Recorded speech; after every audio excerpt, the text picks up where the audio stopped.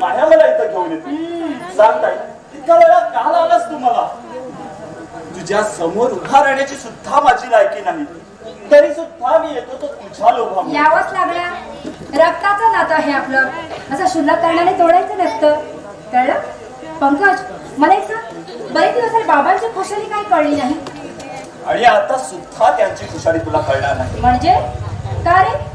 बाई, बाबांच्या जागी दुसरा तिसरा कोणी असलं ना तर केव्हाच यम साधनाला पोहोचवलं असतं. पंकज, पण जन्मदात्यावर हात उचलायला धीर होईना, म्हणूनच गप्प बसतो. पंकज, अरे पण आता काय झालंय?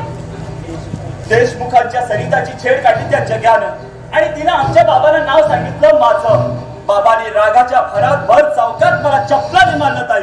त्या दिवसापासून घर सोडलं ते आजपर्यंत ना घराचं तोंड पाहिलं ना बाबाचं. अरे पण असं करून कसं चालेल? हे बघ, तू आधी घरी जा बघू. बाबा आजारी, त्याच्या औषध करायची काहीतरी सोय कर. ते मेले तरी मी त्यांचं तोंड पाहणार नाही. पंकज,